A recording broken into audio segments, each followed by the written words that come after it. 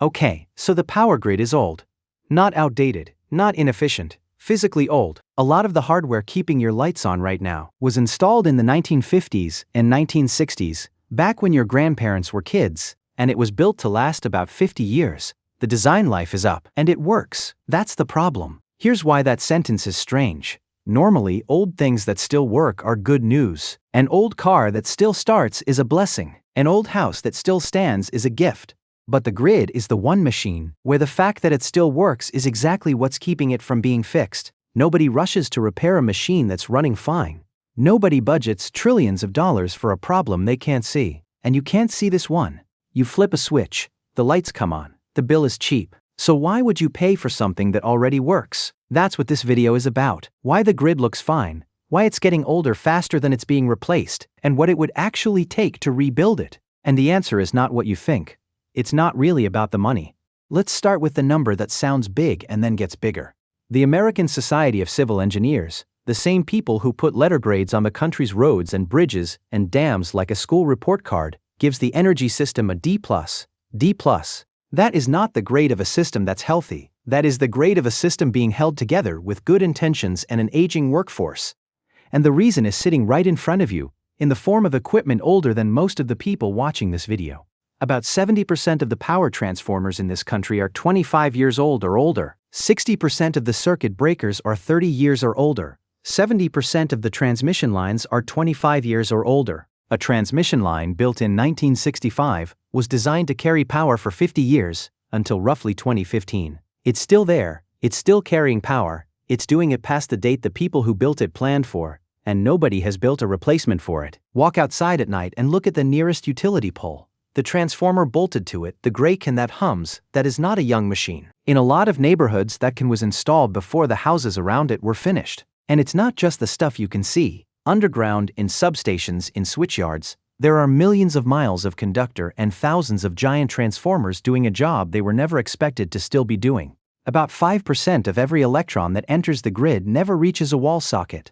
It's lost as heat, in old wires and tired connections, before it gets anywhere near your phone charger. The system is leaking, quietly, all the time. So what would it cost to replace all of it? This is where the conversation stops being abstract. Researchers at the University of Texas looked at the entire American grid and asked what it would take to rebuild it from scratch. Their answer was roughly $5 trillion.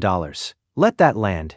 $5 trillion. Now here's the part that makes that number stranger. The same analysis estimated what the grid that's already there is worth. After decades of wear, at somewhere between $1.5 and $2 trillion, the thing you already own is worth less than a third of what it would cost to replace. The asset is worth less than its own repair bill. Do the math on what that means. You are not maintaining a machine, you are slowly rebuying a machine at several times the price, while still using the old one.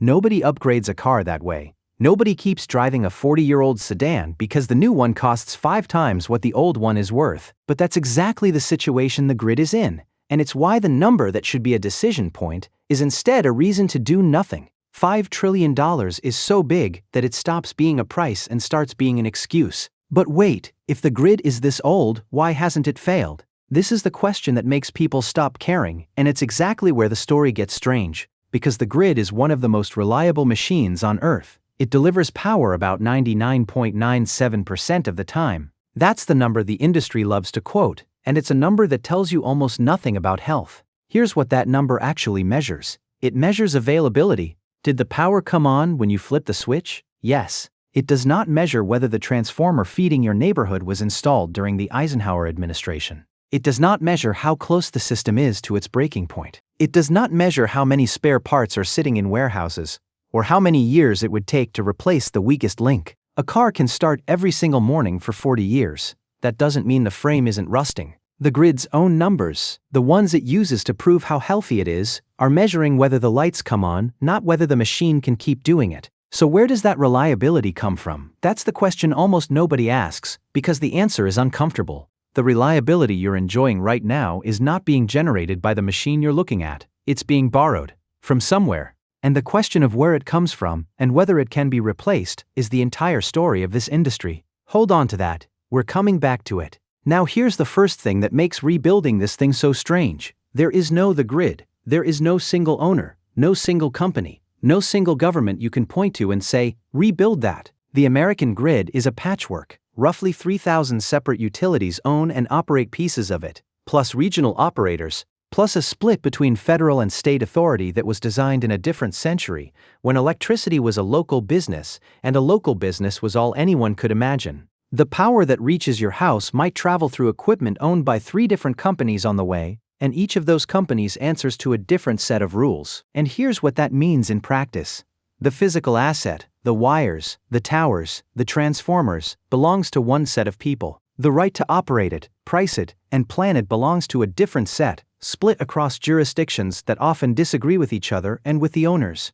Ownership of the thing is separate from control of the thing. So when someone says, we need to rebuild the grid, there is no hand on the wheel, there are 3,000 hands, and most of them are holding different maps. You cannot rebuild a machine nobody owns. You can only ask 3,000 owners to agree to rebuild their pieces at the same time, on the same schedule, for the same reason, and they never have. So how does money move through a machine nobody owns? This is the part that explains almost everything about why the grid aged in the first place. And it comes down to one strange rule most people have never heard of. Most utilities in this country are regulated monopolies. They're allowed to charge you a price that covers their costs, plus a guaranteed return on the money they invest in their equipment. That return is built right into your bill. Every month, you pay a little bit that is not for electricity. It's the utility's profit on the steel and copper it has put in the ground. The more it builds, the more it earns. This is called the rate base, and it's the engine of the entire industry. Open your electric bill and you won't see it labeled that way, but it's there, in every line that covers delivery and infrastructure and capital costs. Now you can already see the incentive. When demand was flat, for decades, the rational choice for every utility was to build as little as possible. Every dollar not spent on new equipment was a dollar that didn't have to be justified to regulators. Every project deferred was a project that never had to be explained. So they maintained, they patched, they deferred, and the grid aged quietly for 50 years. Because building less was the most profitable thing to do. It wasn't malice, it was arithmetic. The people running these companies were doing exactly what the rules rewarded. Here's the twist. That incentive has now flipped. Demand is rising again. And the exact same rule that caused the underbuilding is now rewarding the rebuild. Rebuilding is literally how utilities grow their earnings. The more steel they put in the ground, the more they're allowed to earn on it. The fixer is the seller. Everyone now wants to build, which raises the obvious question. If everyone wants to build, why is it still so slow? Because of what you have to build it with. Let's talk about the single most important object in this entire system. The power transformer. A big one is the size of a house. It weighs hundreds of tons. And a single one can serve the electricity needs of something like 500,000 homes. There is no workaround for a transformer. You cannot run a modern grid without them, and they are the slowest thing in the whole machine. Here's what that means in practice. When a large transformer fails, it doesn't just trip a breaker, it takes out power for an area the size of a small city, and replacing it is not like ordering a part for your car. A large power transformer can cost up to $10 million to buy, plus hundreds of thousands more just to move it, because moving one of these things means special trucks, reinforced roads, and permits for every bridge on the route. The thing is the size of a house, and it has to be hauled down public highways like a celebrity with an escort. And the wait, this is the part that should stop you. The wait to get one can be up to 2 years. 2 years to replace one box. And the supply chain that makes them is in rough shape too. In 2021, a distribution transformer took about 50 weeks to arrive. By 2024, the average wait had stretched to somewhere around 2 years. Some orders are pushing past 200 weeks. Prices went up 60 to 80% in 4 years, and there are almost no domestic manufacturers left to catch up. The factories that used to make these in America closed, one by one, and the work went overseas. The knowledge of how to build them, the crews, the supply chains, the quality inspectors, they scattered. So the thing the grid needs most, in the largest quantities it has ever needed, is the thing it is now slowest to get. Keep that in mind, because the transformer is the heartbeat of the grid, and the heartbeat has a waiting list. But even if every factory on Earth started making transformers tomorrow, you would still hit the second wall. Because moving power from where it's made to where it's needed means building transmission lines. And a transmission line is not a road, it's a permission problem wearing a steel tower costume. Here's a real one. There's a project called the Grain Belt Express. It was designed to do something simple. Take cheap wind power from western Kansas, where the wind blows constantly and hardly anybody lives, and move it east, about 800 miles to cities that need the power. The wind is free. The demand is real. The economics of the electricity itself were never the problem. The problem was everything around it. The project was announced back in 2010, and then the fight began. Farmers along the route didn't want towers on their land, and you can't entirely blame them. A transmission tower doesn't pay rent. It sits there for 100 years, blocking a field, humming at night, and the people who own the land under it get a check that never feels like enough. County officials didn't want their roads tied up for years of construction. State regulators said the project didn't fit their rules. Court records from the years that followed show the project being denied, appealed, reversed, and refought, again and again in more than one state. In Missouri, regulators twice turned the project down. The state Supreme Court eventually reversed them and sent the case back, and the fight simply started over. In Illinois, the Supreme Court took away the company's ability to force its way onto private land. The project that had been designed to move power across half the country spent years in legal limbo, blocked in one state while it was still appealing in the next. The original company nearly died. The project was sold. A new developer picked it up and started the approvals over, essentially from zero. More than a decade after it was announced, the Grain Belt Express was still fighting for the right to exist. Not because the engineering was hard, because the permission was. Let that sink in. 10 years of court cases and hearings and appeals for a single wire. The engineering for high-voltage transmission has been solved for a century. The permission has never been solved. And that's the wall every long-distance line in this country runs into. You can design the best line in the world. You can raise the money to build it. And then you spend a decade explaining to people who don't want it, in courts that move at their own pace, why it should exist. Now here's the part that makes the whole situation feel like a bad dream. Because while those lines take a decade to get permission, the power waiting to use them is stacking up at the door. Right now, sitting in something called the interconnection queue, there is more new generation in storage waiting to connect to the grid than the total capacity of every power plant currently operating in the United States. More than all of it, waiting. According to a national lab study, the queue has held more than 2,000 gigawatts of projects, enough, in theory, to power the entire country several times over. Here's what that means in plain language. Someone has already built a wind farm, or a solar field, or a battery facility. The panels are up, the turbines are spinning, and the grid cannot take the power, because the line isn't there, and the studies to figure out what upgrades are needed are backed up for years, so the plant sits there, or it runs at a fraction of its output, or it gets paid to switch off on the sunniest days of the year, because there's nowhere for the electricity to go. On the best days of the year, the days when the wind is perfect and the sun is high, some of the cheapest electricity ever made is being thrown away, because the system that was supposed to carry it hasn't caught up. Think about how strange that is. The cheapest power ever produced in human history is standing outside the door, unable to get in. You can build a power plant, you cannot build the line to it, and the line is the slow part. The whole rebuild in one sentence is this: we have the machines, we have the demand, we have the money, the bottleneck is a wire, and the wire is a decade away. Now it's time to answer the question I asked earlier. Where does the reliability come from? Here's the part nobody tells you when they look at a glowing city and call the grid reliable. The lights stay on because the people who built this system decades ago overbuilt it on purpose. For most of the 20th century, planners assumed electricity demand would double every 10 years forever. So they built for a future that turned out to be bigger than the one that arrived.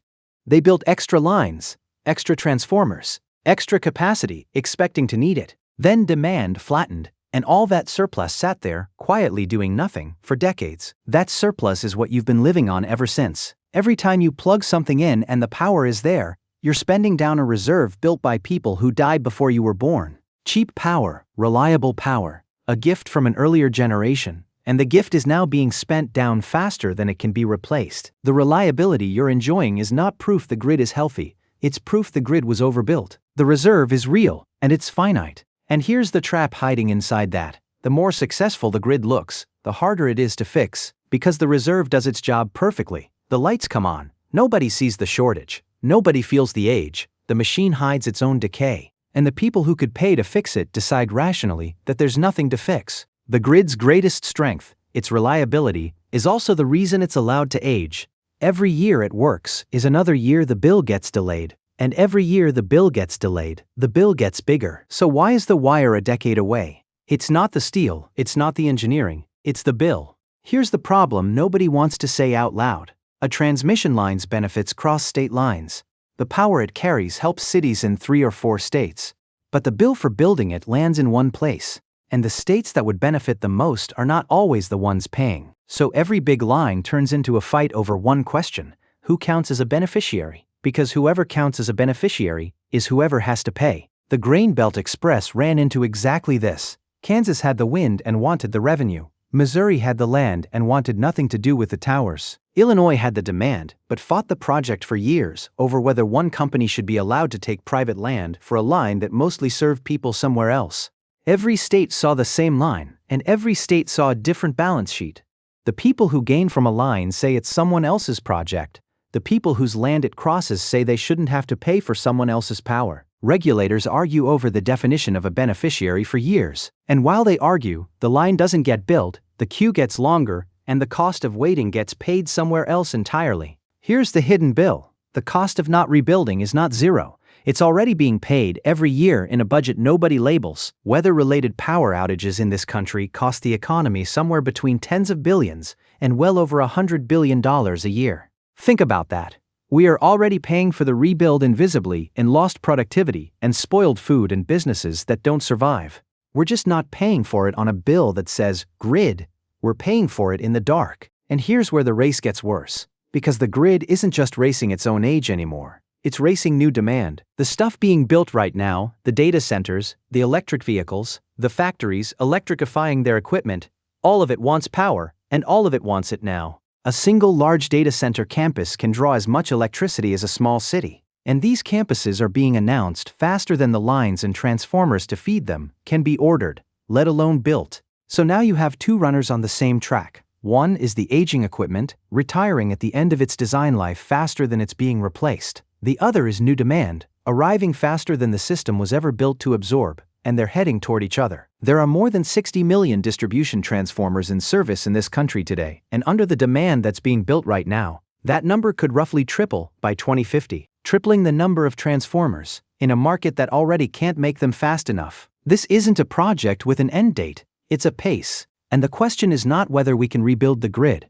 The question is whether replacement can outrun aging plus new demand at the same time forever. So does rebuilding the grid actually work? The honest answer is, it depends entirely on which pace you're talking about. In the optimistic scenario, the factories reopen, the lines get permitted faster, the workforce grows, and replacement steadily outruns age and demand. In that world, the grid keeps working the way it works now, invisibly and reliably, and the $5 trillion gets spent slowly, over decades, the way infrastructure is supposed to be spent. The lights stay on, and nobody notices anything happened. In the realistic bad scenario, the slow parts stay slow. The factories stay overseas, the line fights stretch on, the queue keeps growing, and the gap between what's wearing out and what's being replaced keeps widening. In that world, the grid doesn't collapse in a dramatic way, it fails slowly, in local ways, in the places where the reserve ran out first. A neighborhood here, a city block there, more outages every year, more expensive every year,